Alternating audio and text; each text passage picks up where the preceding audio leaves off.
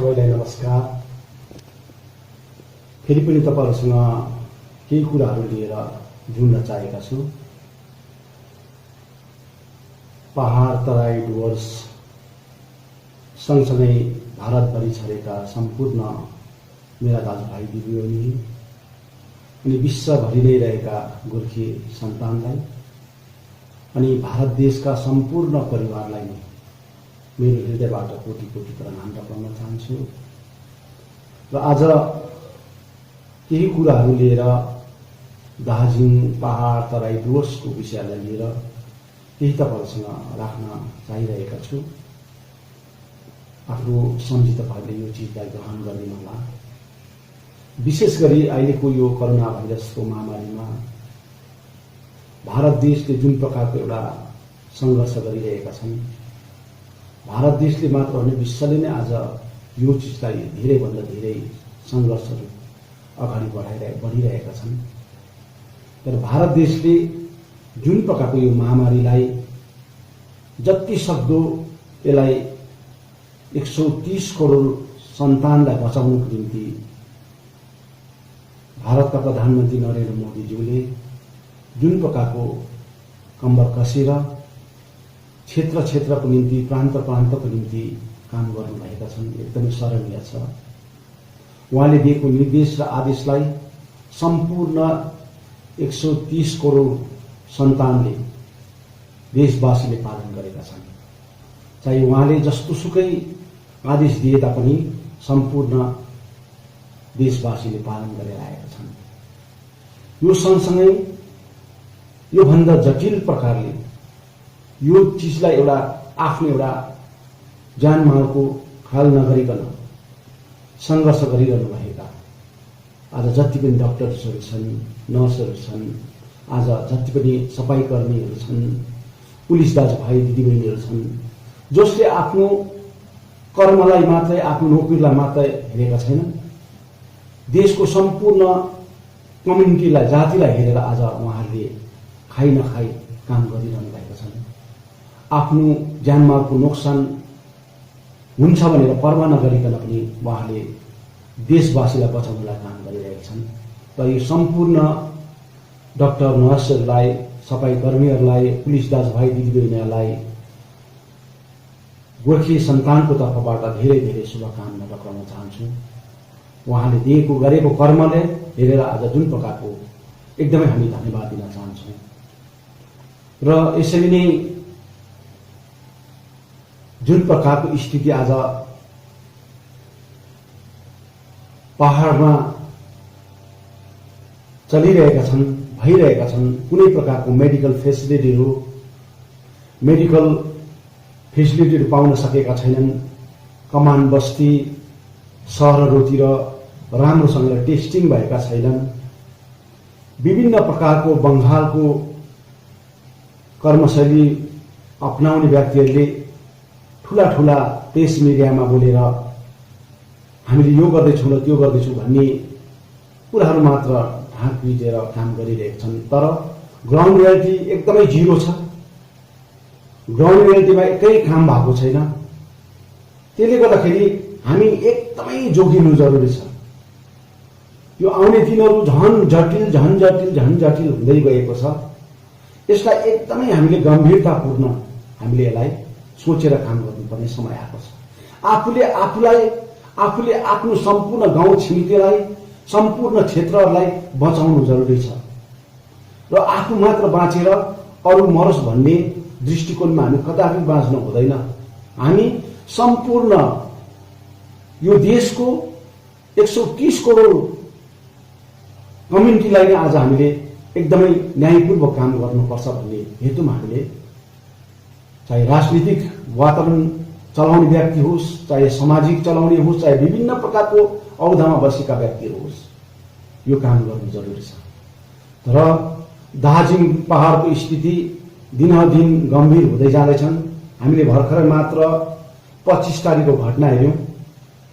जुन 25 तारिकको घटनामा सेन्ट्रलबाट गएको टिम 5 जना टिम सर्वेको लागि कालिम्पोङ पुगेका थिए। अनि त्यहाँ हामीलाई दुःख लाग्यो, हामीलाई एकदमै पीर लाग्यो। यो कोरोना भाइरसको महामारीमा सेन्ट्रलबाट एक्जामिन गर्न पठाएका टिमहरूलाई स्टेट गभर्नमेन्टबाट कुनै प्रकारको कोअपरेट भएन, स्टेट गभर्नमेन्टबाट कुनै प्रकारको उहाँहरूलाई सहायता भएन र उहाँहरू कालिम्पोङ पुगेपछि कहाँ जाने, कता जाने, कसलाई भेट्ने, कुन चाहिँ हस्पिटल हो, कहाँ कुन चाहिँ गल्ली हो, कहाँ जानुपर्ने भन्ने कुराहरू न त त्यहाँका डिएमले भेटे, न त त्यहाँका एसडिओले भेटे, न त त्यहाँका पुलिसका एसपीहरू, न त विभिन्न औधामा रहेका त्यहाँका म्युनिसिपालिटीका चेयरम्यानहरू, जिटिएका विभिन्न औधामा बसेका व्यक्तिले न त भेटे, कसैले भेटेन।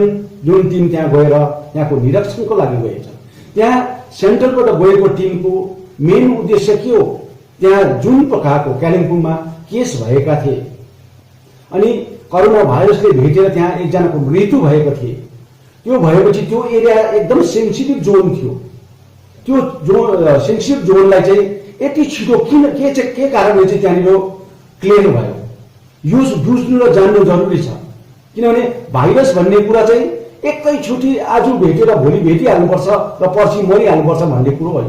यसलाई बिस्तारीसँगले जुन प्रकारको एउटा कोरोना भाइरसको एउटा जुन प्रकारको एउटा चलफल छ, यो एकदमै धीमा प्रकारले एउटा चलफल हुँदैछ। त्यसले गर्दाखेरि यसलाई हामीले सस्टेन गर्न, यसलाई बुझ्न र जान्न जरुरी छ।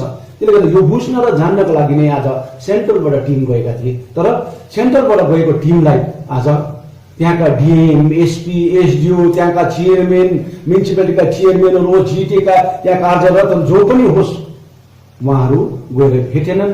अनि कुन चाहिँ हस्पिटलमा लानुपर्ने, कुन चाहिँ मेडिकल चिजहरू बताउनु पर्ने, कुन चाहिँ मेडिकल चिजहरू माग्नु पर्ने भन्ने कुरो उहाँहरूलाई राखेनन्।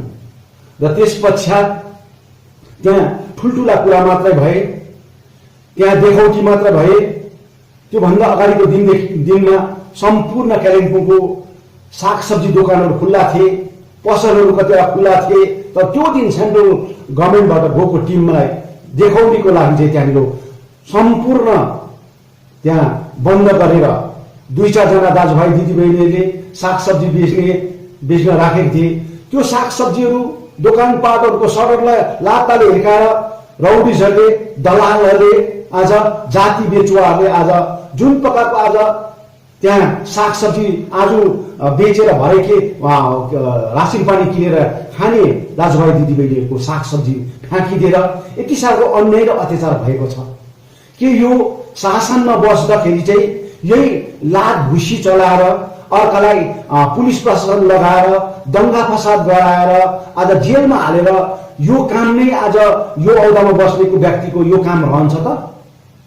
कि हामी 4.5 वर्ष जिटे चलायौं, तर 4.5 वर्ष जिटे चलाउँदाखेरि हामी कसैलाई जेलमा हाल्ने काम गरेनौं, कसैलाई कुटपिट गर्ने काम गरेनौं, कसैलाई मार्ने काम गरेनौं, कसैलाई नराम्रो कुरा गर्ने काम। हामीले गरिब दुखीको सेवा गर्यौं। गरिब दुखीको सेवा सँगसँगै जाति उन्मुक्तिको लागि कहिले पनि पछि हट्दैनौं। तर आज दिन प्रतिदिन हेर्दैछौँ हामी, दिन प्रतिदिन आज सत्यनाश हुँदै जाँदैछ हाम्रो दार्जिलिङ, कालिम्पोङ, खरसाङ, मिरिक, तराई डुवर्सको सम्पूर्ण लिडर्सहरूको करतुतले गर्दाखेरि, सम्पूर्ण त्यहाँको शासन चलाउने व्यक्तिहरूले गर्दाखेरि आज सम्पूर्ण हाम्रो गाउँ समाज, शहर बस्तीहरू नै खतम भएर जाँदैछ। बंगालको स्थिति तपाईले देखिरहनु भएको छ। बंगालमा कतिजना मर्कजहरू, तब्लिगी जमातका मर्कजहरू कतिजना चाहिँ पोसेका छन्। ती व्यक्तिहरूको आजसम्म निर्भर भएको छैन, छानबिन भएको छैन। कुन कुन चाहिँ दिल्लीबाट त्यो मर्कजहरू त्यो बंगालको क्षेत्रहरूमा पोसेका छन्, कुन कुन जग्गामा पोसेर यो मर्कजहरूले फैलाउँदैछन् भन्ने कुरो आज धेरैभन्दा धेरै ब्रोडकास्ट भइसकेका छन्। अनि सम्पूर्ण प्रान्तहरूमा तब्लिगी जमातबाट निक्लेका व्यक्तिहरू प्रत्येक प्रान्तले खोजी निकालेर, प्रत्येक घरमा गएर उहाँले निकालेर उहाँहरूको ब्रोडकास्ट गरेर उहाँलाई क्वारेन्टाइनमा राखेर सँगसँगै उहाँलाई कतिवटा हिरासतमा लिने काम पनि गरेका छन्। तर बंगालमा यो कदापि भएको छैन। बंगालमा यो सबै कुरो लुकाएको छन् र यो बंगालको स्थिति अब आउने जति पनि भारत देशको जुन स्थिति आज छन् त्यो भन्दा 4 गुणा ज्यादा बंगालको स्थिति भएर जान्छन्। किनभने त्यहाँनिर मरेको कुराहरूलाई लुकाउँदैछन्, मेडिकलको विषयहरूलाई लुकाउँदैछन्। सरकारले विभिन्न प्रकारको आउने इलेक्सनको विषयलाई हेरेर मात्र राजनीति गर्दैछन्, अरू कुरालाई हेरेका छैनन्। खालि आउने 2021 को इलेक्सनलाई हेरेर राजनीति गर्दैछन् कि त्यहाँ मान्छे मर्दैछन् कोरोना भाइरसले, बिमारी हुँदैछन्, तर कुनै प्रकारको मेडिकल फेसिलिटी छैनन्, कुनै प्रकारको उहाँलाई चेकचाक छैनन्, कुनै प्रकारको उहाँलाई मेडिकल सोर्सहरूको इन्तजाम छैनन्। यो सबैदेखि वञ्चित छन्, खालि देखावटी मात्र हुँदैछन्। त्यसले गर्दाखेरि सेन्ट्रल टिमबाट गएको व्यक्तिहरूलाई पनि आज उहाँले ठिकसँगले उहाँले एउटा छानबिन ठिकसँगले उहाँले देखाउने काम नगरेको कारणले यो चिजहरू थाहा पाउनुहुन्छ भनेर चाहिँ यो काम भइरहेको छन्। त्यसले गर्दाखेरि हामी चाहन्छौँ दार्जिलिङवासी, कालिम्पोङवासी, तराईवासी, डुवर्सवासी, मिरिकवासी एकदमै सतर्क बस्नुपर्छ, एकदमै सतर्क। बङ्गालको अवस्था धेरै गम्भीर भन्दा गम्भीर भएर जाँदैछ। दिन प्रतिदिन तपाईँले हेर्नुहुँदैछ, हिजोको सेन्ट्रल टिम आउनु अगाडिको आँकडा र अहिलेको 4-5 दिनको आँकडाभित्र हेर्नु छुटाउनुहोस् कि कतिको डिफ्रेन्ट हुँदैछ, कतिको के हुँदैछ। अब यहाँनिर तपाईँको चेक भएको छैन, अब चेक हुन थाल्यो भने झन् कति डरलाग्दो स्थिति हुन्छ होला। यो चिज भर्खर मात्रै सुन्यो कालिम्पोङमा पनि 2-3 जना फेरि पनि भेट्यो अरे भन्ने कुरा हो। र हिजो अस्ति ठुल्ठुला कुरा गर्दै थिए, 2-4 जना लिडरले ठुल्ठुला कुरा गर्दै थिए कि हामी कालिम्पोङ गएर कोरोना भाइरस हामीले एकदमै निपटन गरेर राखेका छौँ। हामीले यो कोरोना भाइरसलाई चाहिँ हामीले खतम बनाएर राखेको छौँ, खतम बनाएर आएको छौँ भन्ने कुराहरू पनि राखे। तर ती व्यक्तिहरू कोरोना भाइरसलाई निमोटन गर्न गएको होइनन्। कोरोना भाइरस सँगसँगै त्यहाँनिर हाम्रो शिक्षक शिक्षिका वर्ग, त्यहाँको विद्यार्थीहरूको जुन एउटा शिक्षा दिने जुन एउटा मन्दिर होस्, गिर्जा होस्, चर्च होस्, यस्तो चिजबाट अवकाश प्राप्त गर्ने व्यक्तिले हाम्रो नानीहरूलाई शिक्षा अध्ययन गर्ने व्यक्तिहरूको पैसा उठाउन गएका हुन्। प्रत्येक स्कुललाई हजारौं रुपियाँ आज फन्ड ड्राइभ गर्न गएको थिए। कालिम्पोङ त्यसै गएको होइन, कालिम्पोङमा बसिन्जासम्म कुन स्कुलहरूलाई चाहिँ पैसा ड्राइभ गर्यो, कुन स्कुलहरूलाई चाहिँ धमास दिएर पैसा आज के अरे पैसा दिनुपर्छ कोरोना भाइरसको निम्ति। तर कोरोना भाइरसको निम्ति आज पैसा माग्छ भने जुन चेयरमा बसेको छ त्यो चेयरमा बसेको त्यसको फन्ड चाहिँ आजसम्म कहाँ गएको छ? हाम्रो शिक्षक शिक्षिका वर्गहरूको, हाम्रो के अरे हाई स्कुल हाई सेकेन्डरी स्कुलको पाठ्यक्रम महोदयको पैसा उठाएर आज जिटिएको सञ्चालन चलाउँछ भने त्यो जिटिएको अवस्था चाहिँ अब आजसम्म के छ त? यो क्वेसन मार्क भएको छ। त्यसले गर्दाखेरि हामीले पनि 2013 देखिको शासन हामीले चलायौँ 4.5 वर्ष। 4.5 वर्ष चलाउँदाखेरि 2002 को 630 जना शिक्षकहरूलाई हामीले नियुक्ति दियौँ, 630 जना प्राइमेरी स्कुलमा टिचरहरू दियौँ, 445 जना हाई स्कुलमा हाई सेकेन्डरी स्कुलमा हामीले शिक्षक नियुक्ति गर्यौँ। तर हामीले 5 कन्ट्री डोनेसन मागेनौँ। हामीले 5 कन्ट्री उहाँलाई हामीले त्यहाँबाट उहाँको तलबबाट हामीले पैसा मागेनौँ, कसैलाई खाना दिएनौँ। किनभने उहाँले शिक्षा अध्ययन गरेको, उहाँले इन्टरभ्यू गरेको, त्यो आधारमा उहाँले पाउनुपर्ने हक र अधिकार पाएको हो, त्यो हेर्नु। तर आज यहाँनिर पोलिटिक्स डरलाग्दो हुँदैछ कि शिक्षक शिक्षिका वर्गको पैसा रुपियाँले नै आज राजनीति रन गर्ने काम हो। हामी एक कुराहरू खोजेका हुन्छौँ भोलिको दिनमा कि आजसम्म बायोडाटा हामी लेखेर गएछौँ। जति पनि 45 वटा क्षेत्रहरूमा कुन स्कुलले कति पैसा दिएको छन् सबै कुरो भेरिफाई गर्दैछौँ। आज ठुल्ठुला कुरा नगर्नु। हामीले 4.5 वर्षमा गरिब दुखीलाई हेरेका छौँ, निमुखा जनतालाई हेरेका छौँ, हामीले शोषण दमन भएका जनतालाई हेरेका छौँ। बुढाबुढी आज खाएर भरे के खाउँ भन्ने स्थितिका दाजुभाइ आमा बाबालाई हामीले हेरेका छौँ। तर जिटिएमा आज जातिलाई बेचेर आफ्नो भात खाने राजनीति गर्ने व्यक्तिले आज भोलिको भविष्य हेर्दैछन्। भोलि 2021 बादमा हामी कहाँ चाहिँ पुग्छौँ होला, त्यति जानको लागि चाहिँ हामीले यो पैसा रुपियाँ जोगाड गर्नुपर्छ भन्ने दृष्टिकोणमा चाहिँ आज राजनीति गरिरहेका छन्। र यो चिजहरू चाहिँ जनताले पनि बुझ्नुपर्छ। कोरोना भाइरस बिमारी फैलिएको छन्। अर्को बिमारी आज प्रत्येक शिक्षक शिक्षिका वर्गको गोजी खाली गर्ने एउटा भाइरस आएको छ। यो भाइरसलाई पनि हामीले अब निमोटन गर्न सक्नुपर्छ, जनताले नि निमोटन गर्न सक्नुपर्छ। आज हामी खाइ नखाइ दुःख पीर मार्ग कष्ट भएर पनि हामी दार्जिलिङ कालिम्पोङ खरसाङ मिरिक तराई डुवर्स क्षेत्रमा हाम्रो भाइ बहिनी आमा बाबाहरूले बस्ती कमानहरूमा के खाँदैछ होला कसो गर्दै होला भन्ने कुरो चिन्ताबाट हामी बार बार एमपीज्यूलाई बार बार हामी उहाँलाई बताइरहेको हुन्छौँ। एमएलएहरूलाई पनि बताइरहेको छौँ कि कताबाट उहाँले रिलिफहरू पुर्याउनु पर्छ भन्ने कुराहरू गरिरहेको छौँ। तर आज हेर्नुहोस् त एउटा किचन खानाको किचन खोलेर आज राजनीति गर्दैछ। खानाको किचन भात बाँड्ने राजनीति गर्दैछ। सरकारले भारत सरकारले प्रत्येक मेम्बरलाई 6 किलो चामल 5 किलो आटा गरेर दाल 1 केजी गरेर हरेक मान्छेलाई दिनेछ भने आज त्यो व्यक्तिले त्यो उठेका पैसालाई त्यो चिजहरूमा देखाउनको लागि राजनीति गर्छ। यो सबै बन्द हुनुपर्छ। आजसम्म जिटिएले चाहिँ चाहे चिफ मिनिस्टर रिलिफ फन्डमा होस् चाहे प्राइम मिनिस्टर रिलिफ फन्डमा होस् कति पैसा दिएको छ, कहाँ दिएको छ, यो चाहिँ प्रमाण गर्नुपर्छ। आज त्यसै कम पैसा अलिकति उठेको होइन, 10-20 लाख रुपियाँ कुरो पैसा उठेको होइन। यहाँ त 4-5 करोड रुपियाँ पैसा उठिसकेका छन्। यो 4-5 करोड रुपियाँ पैसा चाहिँ भोलि दिनमा के गर्ने, कसो गर्ने हो, यो त एकदमै शङ्काको विषय भएको छ। र यो गरिब दुखी आज भोकले मान्छे मर्दैछन्। बस्तीहरूमा आज त्राई हुँदैछन्। सिन्कुना बगानहरूतिर त्राई हुँदैछन्। कमनमा आज हेर्नुहोस् त, कमनलाई 25% मान्छेलाई लगाएर राजनीति गर्दै थियो। 25% चाहिँ कमनमा लाउनुपर्छ भनेर आज बङ्गाल सरकारले घोषणा गरे। तर आज 100% मान्छेलाई लगाएर कुनै प्रकारको मेडिकल फेसिलिटी छैन, कुनै प्रकारको मास्क छैन, सेनिटाइजेसन छैन, कुनै प्रकारको फेसिलिटी छैन। तर उहाँहरूलाई जोताकै छ। उनीहरूलाई भन्ने र उनीहरूलाई कतिवटा माया गर्ने जग्गा नै राखेको छैन।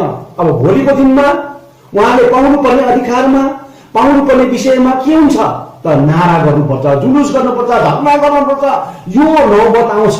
तर आज जनताले आज फर्स्ट मर्दाखेरि चाहिँ यहाँनिर के अरे मालिक वर्ग हुन्छ। मालिक वर्ग हुँदा चाहिँ आज सरकारले हेर्ने तर जनता भूखको मर्दाखेरि चाहिँ आज सरकारले नहेर्ने यस्तो दुर्दशा आज बङ्गालमा भएको छन्। भोलिको दिनमा यो महामारीले बङ्गाल सत्यनाश भएका हुन्छन्। यो चिजहरू हेर्दै जानुपर्छ। त्यसले गर्दाखेरि एकदमै आज यो तपाईहरुलाई मैले यो 2-4 कुराहरू जुन प्रकारको आज महामारी भइरहेको छन्, जुन प्रकारको विषय आज यो चलिरहेछन्, यो सबै कुरोहरूलाई तपाईले ध्यानमा राखेर आफैलाई केयर गरिदिनुहोस्। हामी पनि जसरी हुन्छ जहाँ चाहिँ खाना पुगेको छन्, जहाँ चाहिँ रासिन पानी पुगेको छैनन्, हामी जसै भए तापनि एमपीलाई रिक्वेस्ट गरेर हुन्छ कि हाम्रो कतिजना दार्जिलिङ एमएलएलाई रिक्वेस्ट गरेर हुन्छ कि आज कालिम्पोङ एमएलएलाई रिक्वेस्ट गरेर हुन्छ कि हामी उहाँलाई सपोर्ट गरेर उहाँलाई क्षेत्रमा केही रिलिफ पठाइदिनुपर्छ, पुर्याउनुपर्छ भन्ने उहाँलाई पनि एउटा हामी रिक्वेस्ट गरेका हुन्छौँ, उहाँलाई पनि आदेश गरेका हुन्छौँ।